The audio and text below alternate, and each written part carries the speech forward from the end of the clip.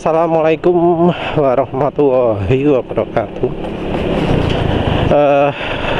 Nmax dipakai anak, jadi sekarang pakai Nex 2. Ini nggak tahu ya, lupa ya penulis, mungkin sudah 1000 km pemakaian. Mesran SAE40 campur Bimoli, kalau nggak salah campur Mesrania 2T ya, lupa penulis. Suara mesin halus, dan ya lagi-lagi penulis mengeluhkan rem belakang KNZ ya, nggak enak. Kampas rem belakang KNZ nggak enak. Terus suspensi belakang ISS 766 nggak enak ya. Harusnya penulis belinya yang 744 atau 722 ya, tapi 722 sekarang sudah terpasang di Honda Beat. Entah nanti bisa nggak servis yang apa, bawaan Honda itu sama apa jenenge bawaannya NX2 ini, yang suspensi apa, depan juga sudah aus ya, nggak awet. Oli apa jenenge, oli shock pit, Global Petro Amerika. Yang jelas yang biasanya dijual di bengkel-bengkel botol warna merah itu oli shock jelek gitu.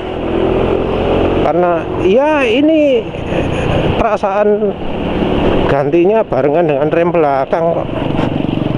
Rem belakang belum waktunya ganti, ini yang depan sudah nggak stabil. Ini wis motor bener-bener nggak enak kalau dibawa pakai jalan kayak gini ya.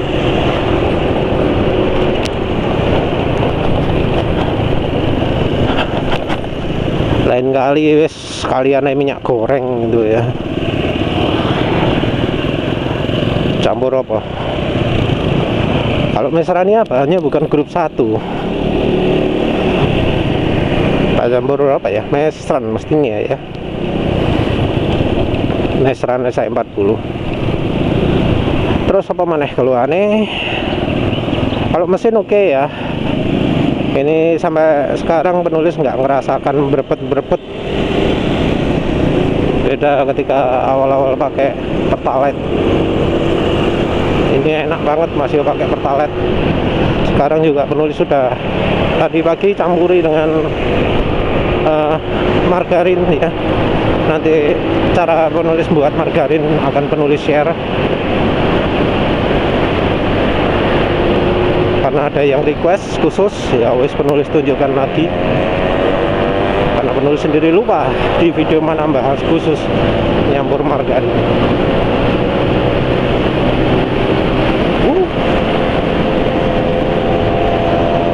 Ini jarum speedometer nggak ada ini karena ya wis dia pak mau karo anak ini. Cuma kayak indikasi ini kecepatan berapa sekarang, sekitar 40-50. Tapi aduh, suspensi nih baik depan atau belakang kacau. Jadi nggak sebuah DBS bagus ya, yang 766 yang Evo series itu jelek.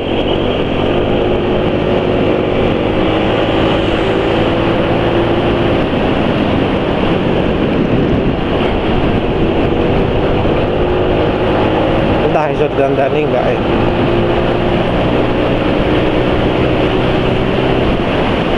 Kalau bisa diperbaiki, tak perbaiki sendiri. Tapi buka rota aneh, rota angel ya. Beda dengan yang 722. Gampang buka karek obeng tok, karek kunci pas tok.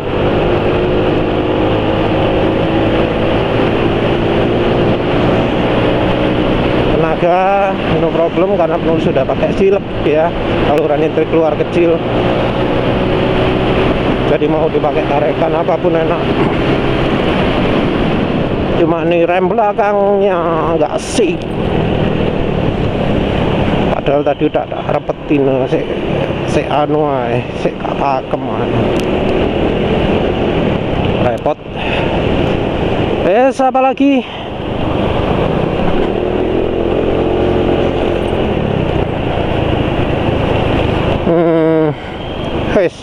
Nanti ini terus ke bahasan utamanya ya.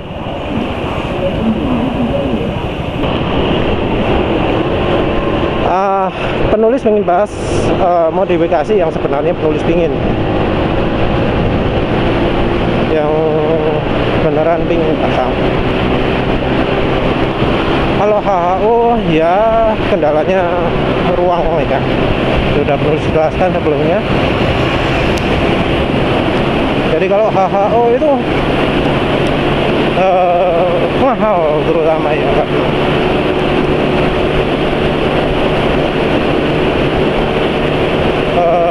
Investasi awalnya itu banyak. Enak juga ya, dari bawah sampai atas tarikan enak. Ini padahal saluran intake keluarnya dikecilkan.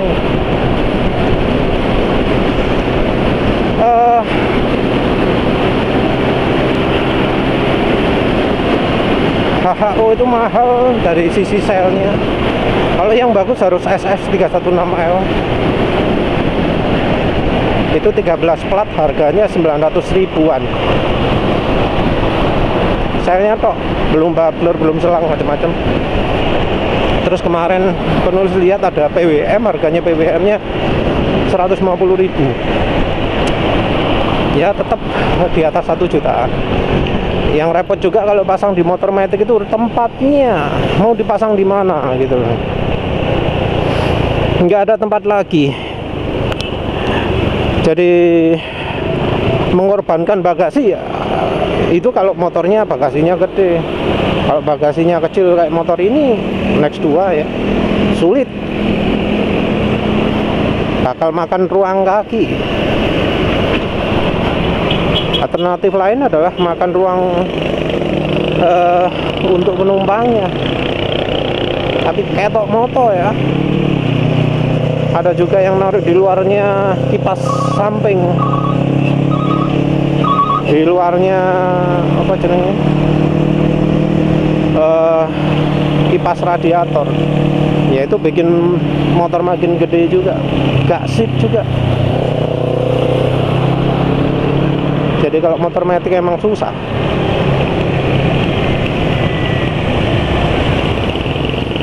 Terus untuk hal yang sama, masang apa?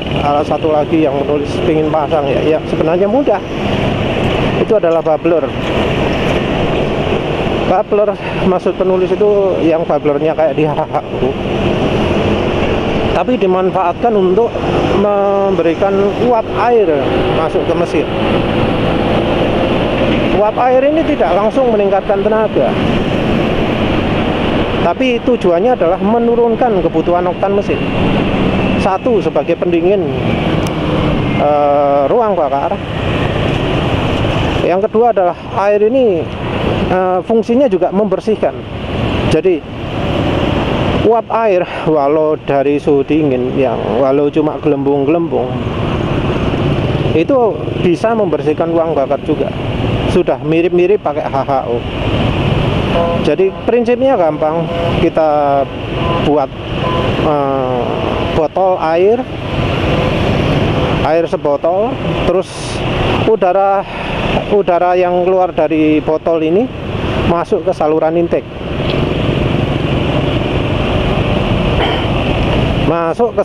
intake, inletnya box filter. Terus untuk memasukkan udara ke botolnya tersebut, kita pakai batu gelembung nano, batu penghasil gelembung. Jadi tujuannya adalah untuk membuat butiran udara kecil-kecil. Mungkin ada juga yang pakai bambu ya, tapi mungkin hambatannya terlalu tinggi. Jadi pakai batu nano lah. Ya tentu nggak cuma satu ya, kita pakai banyak. Kalau pakai satu aliran udaranya kurang, pakai banyak. Jadi nanti udara yang masuk ke ruang bakar itu sangat banyak uap airnya. Jadi nanti feelingnya bakal sama seperti kalau hujan-hujan. Kalau hujan-hujan itu kan enak ya tarikan mesin ya. Pasti banyak yang merasakan kalau hujan-hujan pasti enak tarikan mesin. Nah, ini untuk mensimulasikan seperti itu.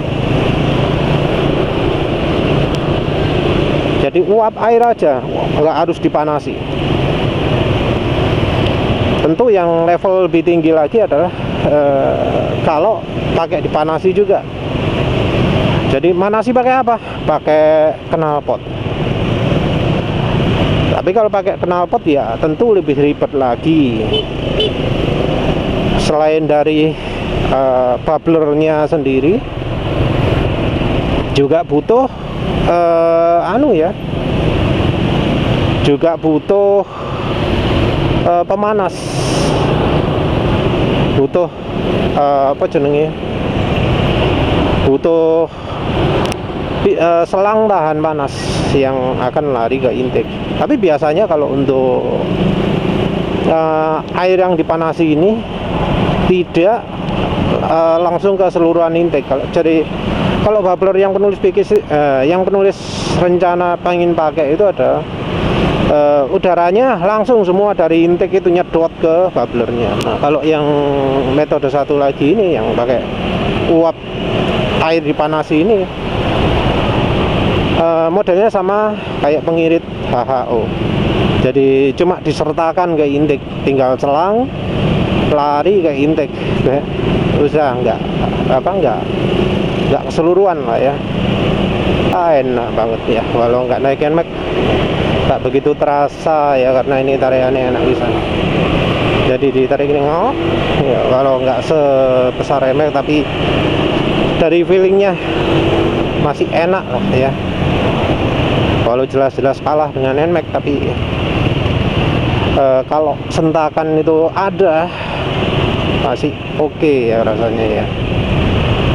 Walau jelas tenaganya kalah, tapi feelingnya sih enak.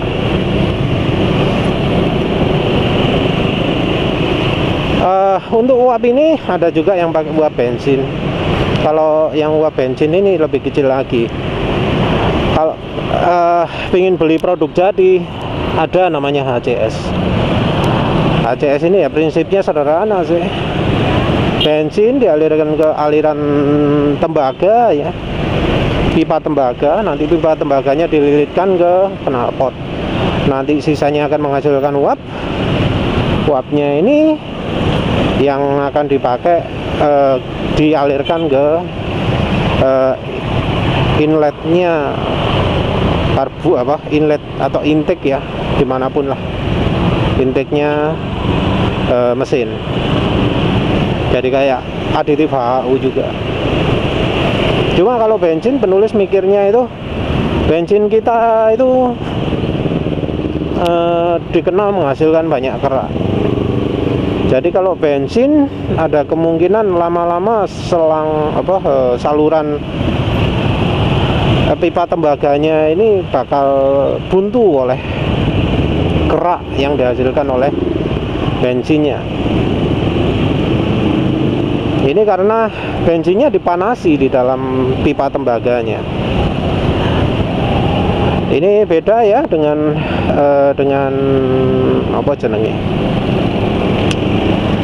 saluran sistem pembakaran biasanya kan. Kalau saluran bahan bakar yang di motor ini mulai dari dalam tangki, terus dipompa lewat selang sampai keluar dari injektor itu kondisinya dingin. Iya kan?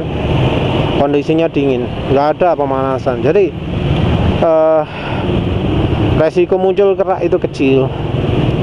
Kerak baru muncul kalau sudah masuk ruang bakar, dibakar sama businya. Nah, itu bukan baru muncul kerak ya. Nah, yang di HCS itu ada kemungkinan keraknya muncul karena ya bensinnya dipanasi langsung. Ya ada juga sih caranya membersihkan, tapi penulis sendiri nggak tahu gimana caranya membersihkannya. Entah margarin ampuh atau enggak ya, karena langsung ya dipanasi ya, di istilahnya apa? Direbus, didih, dibuat mendidih kan.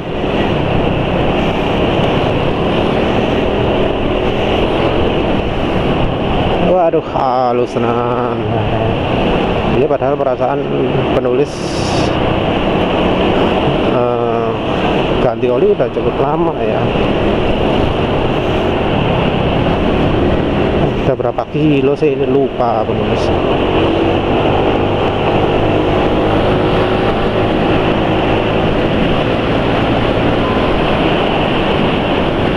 Ya, terus selain dari mendidih itu, yang vortex sudah penulis integrasikan ke saluran intake luar kecil. Jadi vortexnya penulis pasang sebelum filter udara bareng sama memperkecil saluran intake. Penulis memutar udaranya dengan memanfaatkan kumparan yang gapnya nggak rapet. Kalau untuk ini ya, motor ini ya. Tapi ya entah mengapa ya, entah mengapa efeknya kalau di motor ini mulai dari 60 km per jam itu jadi kayak ada turbonya gitu ya. Jadi tenaganya setelah 60 itu ganas. Ini beda dengan sebelumnya, sebelum pasang saluran intake keluar. Itu sebaliknya, sampai 60 itu masih oke ya, tapi begitu setelah 60 berat, gak bisa narik lagi. Ini sebaliknya, setelah 60 malah mantep banget, langsung cus gitu ya. Ini sayang jarumnya gak ketok.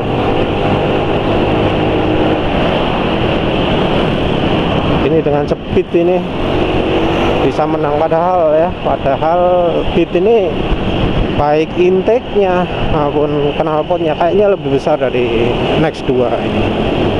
Next 2 ini lebih lemot dari beat kalau normalnya.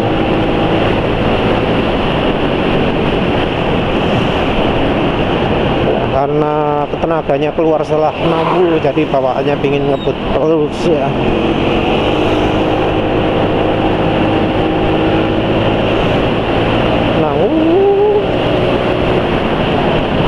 Rasa ya, walau bukan naik NMAX masih ada kenikmatan naik motor Next 2 ini. Cuma suspensi nih sehingga enak. Modifikasi lain apa ya yang tambahan? Penulis tujuannya untuk memakai vortex itu adalah terutama ingin nambah tenaga. Jadinya penulis nambahkannya di sebelumnya filter. Hasilnya adalah kombinasi antara performa, terutama RPM rendah, nambah banyak, dan irit juga. Jadi kalau gasnya nggak dibuka banyak, irit di motor ini. Sama dengan NMAX juga, kalau gas nggak dibuka banyak, irit. Kalau dipasang di setelahnya filter, irit, nemen, tenaga berkurang. Mungkin ada yang ngomong ya, tenaga di RPM atas berkurang. Itu mungkin ukurannya nggak pas ya, ukurannya nggak pas, atau memang karena karakter motornya.